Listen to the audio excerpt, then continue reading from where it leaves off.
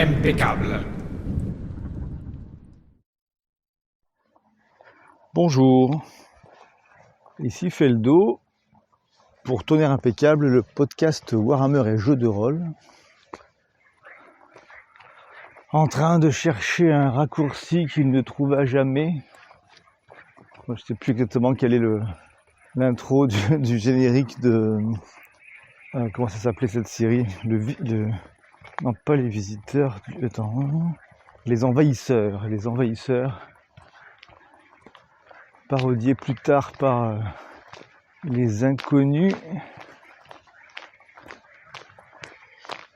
Alors non, je ne cherche pas de raccourci, je prends un chemin habituel. Mais pour trouver des chemins inhabituels au niveau peut-être de la création des idées, là, et pour essayer de partir sur quelque chose de neuf, de bien différent. J'aurais envie d'imaginer un concept d'équipe. Ça, c'est quelque chose que j'aime bien faire. À une époque, je ne jurais que par les créations de personnages complètement aléatoires dans Warhammer.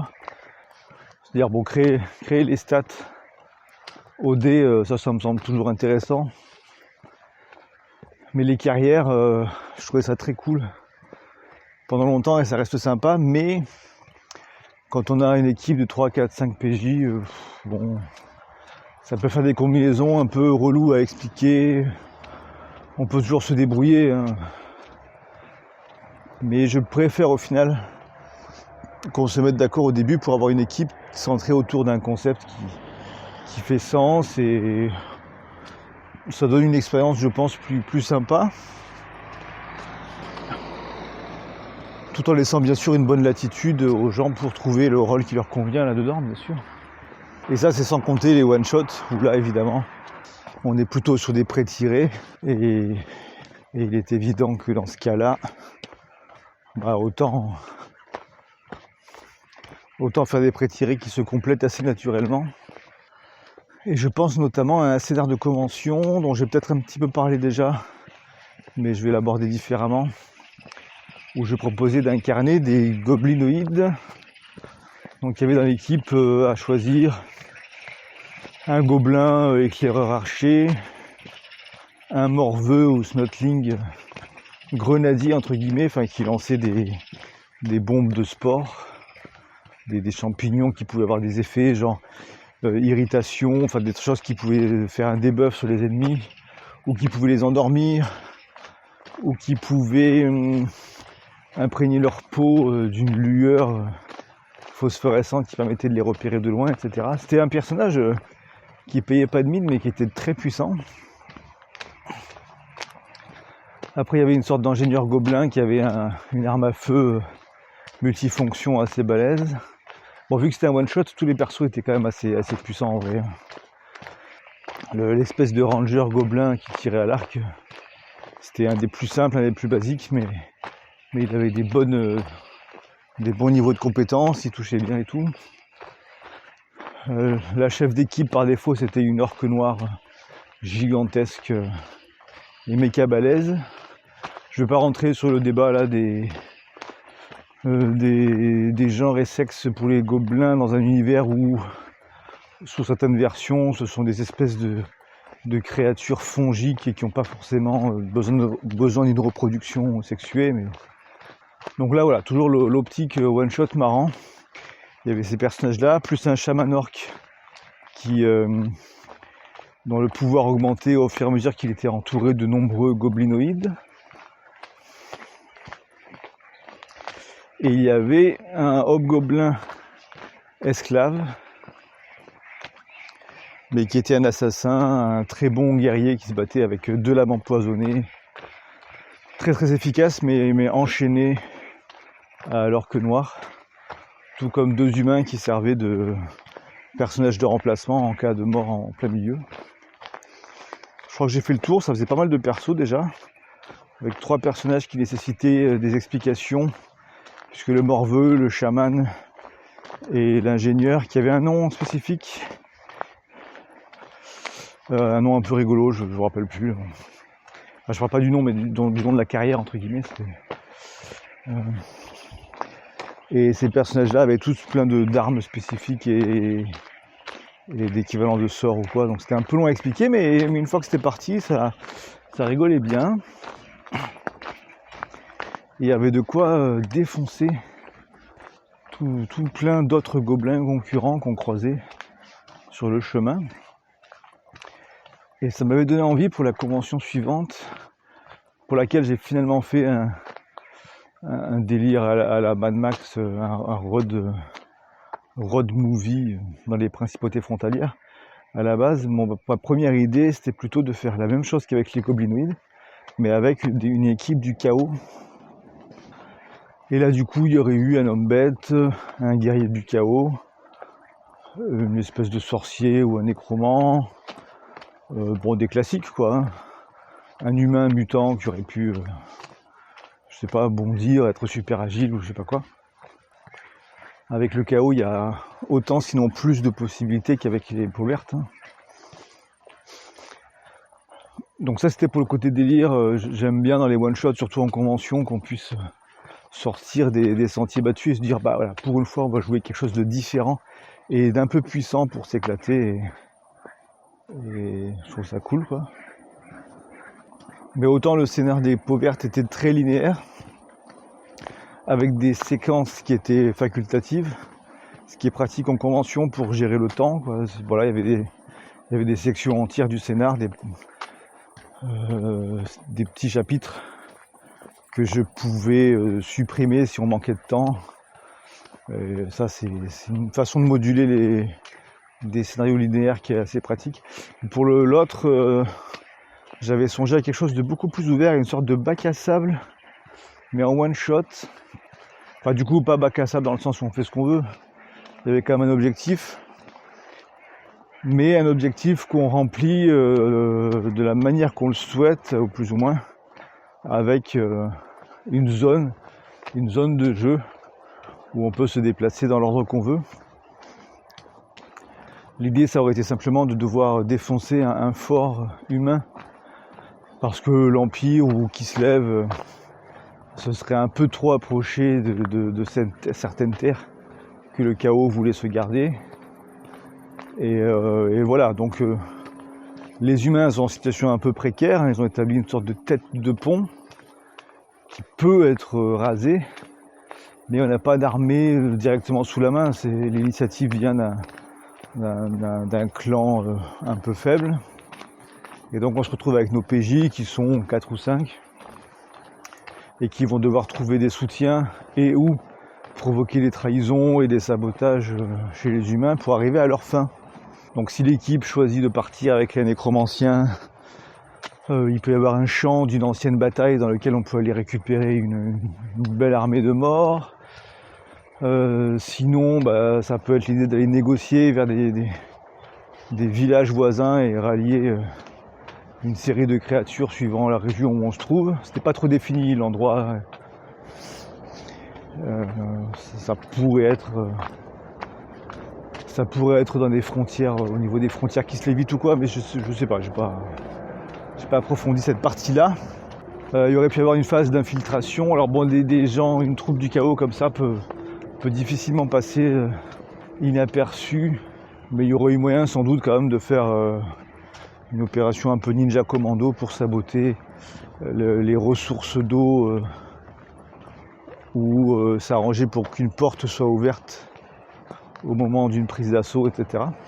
Et du coup, il y aurait eu des ressources à gérer, du type un nombre de soldats, au fur et à mesure qu'on récupère des gens, un peu aussi comme dans des jeux vidéo à Mountain Blade, ce genre de choses.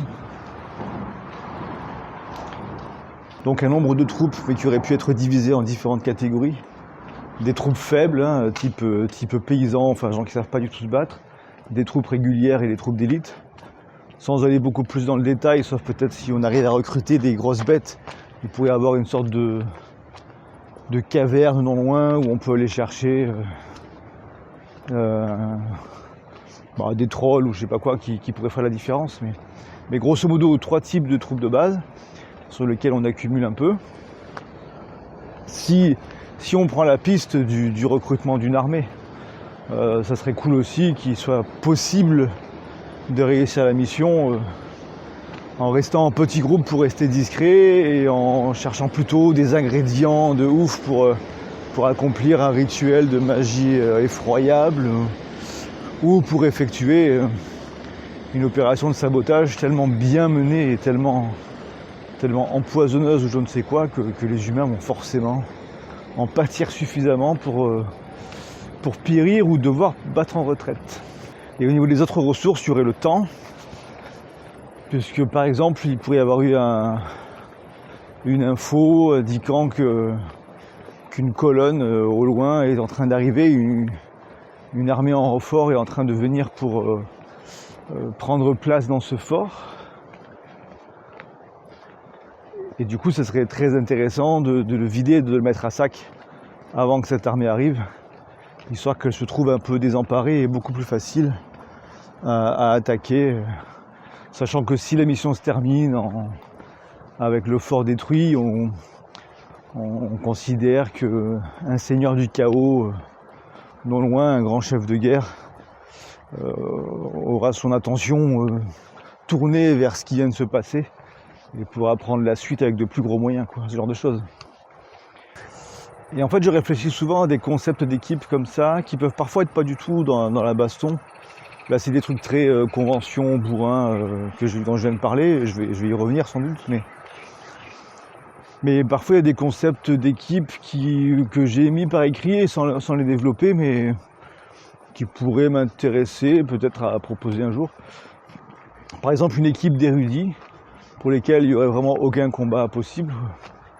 Des gens qui sont soit une cellule particulière dans un collège de magie, et des gens qui sont censés soit enquêter sur des affaires internes, déjouer des complots, des traîtrises, des hérétiques, etc. Soit gérer vraiment des affaires super banales, c'est-à-dire qu'on a des sortes d'équivalents des comptables, scribes, etc. et des magiciens qui lancent pas vraiment de sorts. Et tout ce petit monde est juste dans du drama au final. Ça serait un jeu ça serait une partie qui jouerait plus sur du dialogue, du narratif et des trucs un peu débiles et caricaturaux que sur des vraies fiches de perso utilisées de manière classique à Warhammer, quoi. Mais après, il y a aussi des concepts possibles de l'équipe de mercenaires, l'équipe de bandits de grand chemin, l'équipe de paysans qui regroupe différents métiers, fermiers, éleveurs, boulangers, et on fait vivre une vie de village, quoi, avec du coup là l'avantage c'est que c'est très équilibré. Il y a à la fois du social, du commercial, et puis parfois des combats s'il y a des bandits dans la région ou des petits raids de sales bêtes, tout ça. L'équipage d'une péniche ou d'un bateau en pleine mer, surtout si c'est une équipe qui part à la conquête du nouveau monde, ce genre de choses. Plein de concepts possibles, hein, et qui sont plus facilement envisageables si on part tout de suite dans l'idée de créer des personnages qui vont dans ce sens, plutôt qu'en tirant au sort des carrières, quoi. Même si, encore une fois, je comprends tout à fait, j'ai beaucoup aimé ça longtemps, et Warhammer, il y a un côté destiné difficile dans Warhammer qui va très bien avec le fait de tirer au sort, et j'ai les souvenirs d'une très bonne campagne 1 PJ, 1 MJ où il y avait juste un PJ qui a tiré un mendiant, et puis voilà, c'est devenu super cool, quoi. Mais bon, il est possible que je revienne sur certains des concepts évoqués ou que j'en propose d'autres. Peut-être qu'un numéro du podcast pourrait être simplement une longue liste de concepts possibles développés sur 1 minute chacun. Mais là, bon, on a un peu exploré l'idée générale, mais je vais revenir du coup et approfondir plutôt la version chaotique, puisqu'elle me plaisait bien quand même, et c'est pas impossible que je la propose un jour. Alors à entendre toutes ces grenouilles, crapauds et compagnie, c'est tentant vraiment, le mutant humain dont j'avais un peu parlé, que j'ai à peine évoqué, et qui pourrait avoir des cuisses surpuissantes qui permettraient de bondir d'un bout à l'autre d'une rue, d'une zone de combat, etc. Ça pourrait être rigolo, puisqu'à côté de ça, j'imagine bien un home bet un peu classique, un peu versatile, juste costaud et équilibré, mais aussi peut-être un autre home bet au choix. Alors on part du principe que c'est des prêts tirés de one shot, tout ne sera pas joué, mais il peut y avoir un home bet vraiment gigantesque, super costaud, une sorte de minotaure qui servirait de tank et qui serait vraiment effrayant pour ses adversaires. Et avec ces profils-là, l'humain agile aurait sa place. Ça me rappelle d'ailleurs dans XCOM, dans XCOM 1 et 2, je crois qu'on peut le faire dans les deux. On peut améliorer des agents. Je parle du jeu vidéo, des remakes, pas de l'ancien des années 80-90. On peut avoir des jambes qui permettent de sauter sur les toits, etc. C'est pas mal. Ensuite, pour ce qui est des personnages, outre les espèces et les carrières générales, il peut y avoir des rôles aussi. Et ça, je ne l'ai pas fait pour le truc des gobelins, où j'avais considéré que c'était l'orque noir la chef. Et une fois où j'ai joué avec une autre équipe, et l'orque noir n'était pas joué, c'est le gobelin, le petit gobelin archer qui est devenu le chef. Mais il pourrait y avoir des cartes en fait qui seraient distribuées à la manière d'un loup-garou de tierce-lieu ou ce genre de choses, qui répartirait des rôles de ce type et qui varierait. Parce qu'en tant qu'MJ, c'est sympa aussi de pouvoir renouveler le plaisir de jouer un scénario. Même si on le rejoue plusieurs fois, on peut avoir envie de voir d'autres choses. Donc peut-être qu'en répartissant des cartes, on peut faire par exemple l'équivalent des villageois, des villageois de loup-garou. Ça serait la carte Troufion, quoi. Enfin, vraiment le soldat de base dans l'équipe.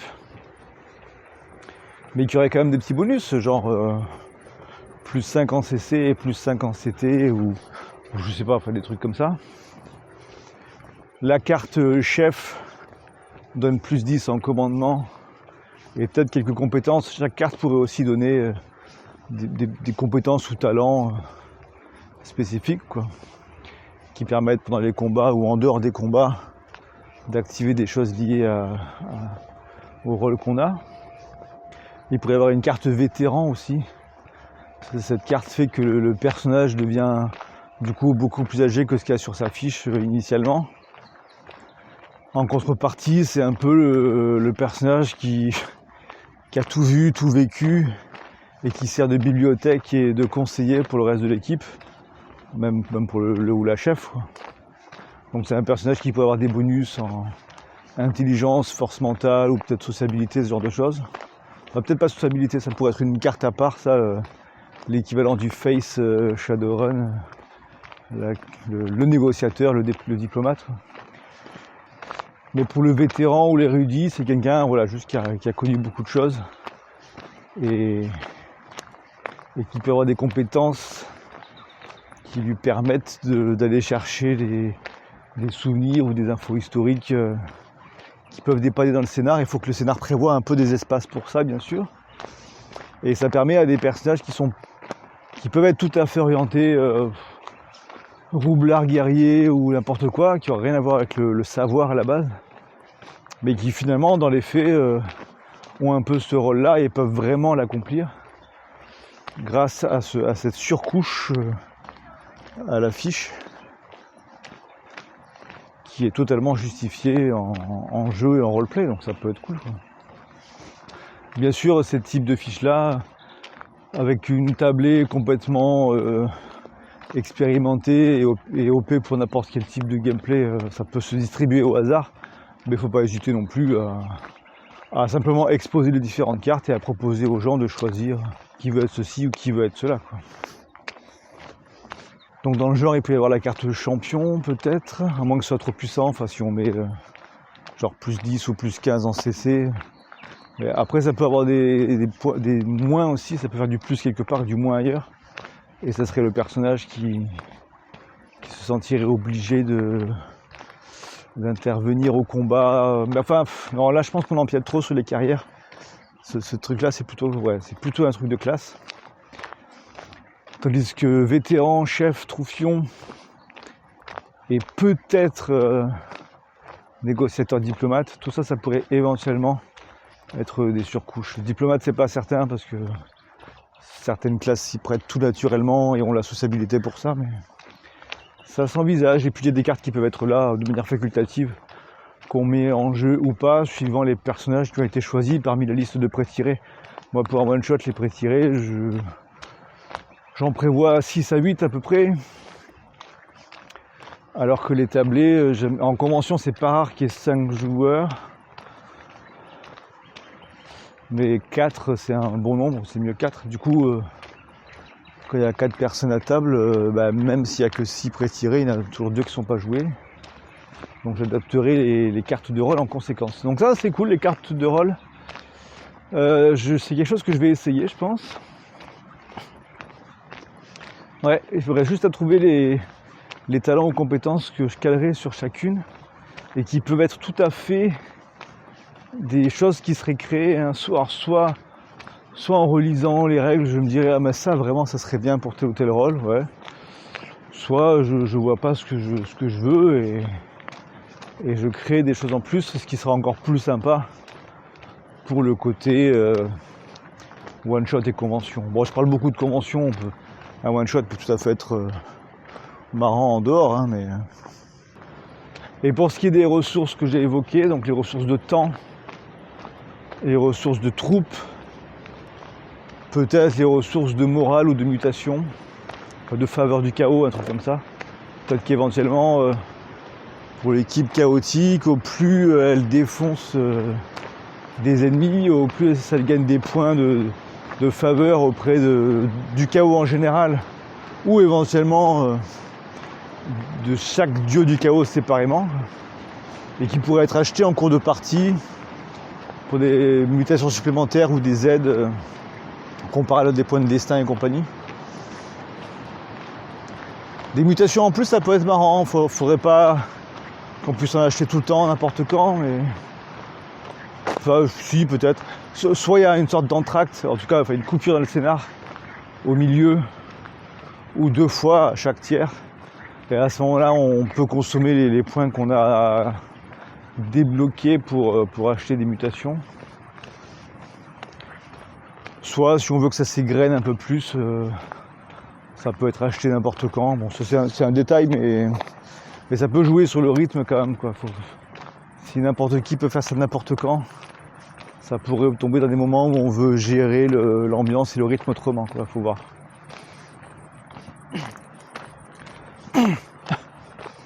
Et en tout cas, toutes ces ressources, ça peut être cool. Bon, si on joue sur un tabletop virtuel à la Roll20, il y a des jetons facilement intégrables pour ça. Si c'est sur une table physique, ça peut être bien aussi de prévoir des éléments mécaniques, physiques pour noter ça. Genre, pour les troupes, je sais plus dans Risk. Alors Risk, non, c'est des sortes d'étoiles en plastique un peu bizarres. Il y a plusieurs versions, mais c'est pas tip top. Mais grosso modo, si on peut avoir 3 types de pions de petite taille pour représenter des soldats de base, réguliers ou d'élite, et qu'on a des cubes de différentes tailles pour représenter une personne, 5 personnes ou 10 personnes. Je dis vraiment ça un peu au pif, mais ça peut être une façon de représenter ça de manière très visuelle, et ça peut être drôle, ça peut même ressembler à un petit régiment une fois qu'on a assez de monde. Et pour la réserve de temps, bon, je sais pas, quelque chose qui ressemble à un sablier, ça pourrait être rigolo, mais là c'est du détail que je laisse de côté. Faut pas que ça finisse non plus en jeu de plateau avec plein de trucs dans tous les sens, surtout si on joue avec les règles de combat V4 de base, qui mettent déjà des pions d'avantage, etc. Là, pour les avantages d'ailleurs, j'avais trouvé une solution qui marchait pas mal. Je ne les utilise pas trop en virtuel, parce que là je trouve ça un petit peu pénible à noter rapidement. Mais sur une table physique, ça peut aller très très vite, hein. J'ai pris des bouts de bois, enfin des trucs taillés, hein, quelque chose acheté chez toutpourlejeu.com ou chez l'équivalent allemand, spielmaterial.de, spielmaterial.de quoi. C'est 2 sites sur lesquels j'ai acheté pas mal de matos de prototypage de jeux finalement. Et bon, voilà, il y avait des bâtons que je plaçais devant chaque joueur et joueuse, et avec des pions, des petits pions en plastique très simples. Et pour chacun, on gérait l'avantage par PJ avec ce type de réglette. Et quand un joueur mettait un pion d'avantage de son côté, c'est que lui avait un +1 par rapport à son adversaire du moment. Et il mettait de l'autre côté, vers le centre de la table, les jetons quand l'adversaire avait l'avantage, etc. Ça marche bien, ça va très vite. C'est lisible de loin pour MJ et tout, ça fonctionne bien. Sur Roll20, j'ai pas trouvé de choses très pratiques. On peut déléguer à chacun le fait de remplir les ronds qui apparaissent quand on clique sur un token. Mais ça passe, mais c'est un peu plan-plan, quoi. Ça a quand même pas le dynamisme du fait de bouger des jetons, tac. Ça peut être vraiment speed.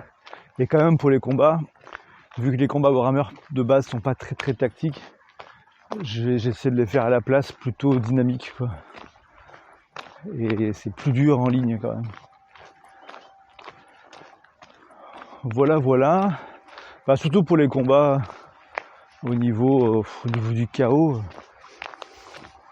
Bon, y a la musique quand même qui aide. En convention on peut pas trop, mais moi dans Warhammer j'aime bien utiliser des musiques qui sont pas spécialement médiévales ou quoi. Bon, mes musiques de combat de base, ça va être pioché dans des jeux vidéo assez classiques, hein. Pas trop, si, à partir de Baldur's Gate et au-delà, bon voilà. Mais en vrai, quand c'est possible, j'aime bien aussi mélanger d'autres genres. Pour mes gobelins et mes orques, je mets volontiers de la drum and bass, qui a un côté à la fois énergique et un peu tribal. Pour le chaos, j'aime bien mettre du métal, genre du type un peu Pantera. Après, le problème c'est que certains morceaux trop connus vont évoquer des choses chez les joueurs et les joueuses à la table, et ça peut les déconcentrer, mais par exemple Mouth for War de Pantera, je trouve ça génial pour un combat contre des créatures du chaos, bon, etc. Donc pour revenir du coup au scénar lui-même, donc ce que j'ai évoqué pour les personnages les personnages pré-tirés et les rôles en plus, c'est quelque chose que je vais développer et essayer. Ce scénar, il mérite de voir le jour, je pense, mais il faudra ensuite du coup développer tout ce qu'on peut y faire. Alors, même s'il a un côté un peu libre, semi-bac à sable, il y a quand même beaucoup de choses à rajouter pour que ce soit vraiment exploitable. Et l'avantage de ce scénar, une fois qu'il est terminé, c'est qu'il pourrait être proposable plein de fois en tant que MJ. On pourrait le faire rejouer X fois, je veux dire, sans trop s'ennuyer, puisque les parties ne devraient pas trop se ressembler. Bah, je vais m'arrêter là pour l'instant là-dessus, et je vous dis à une prochaine. Tchuss.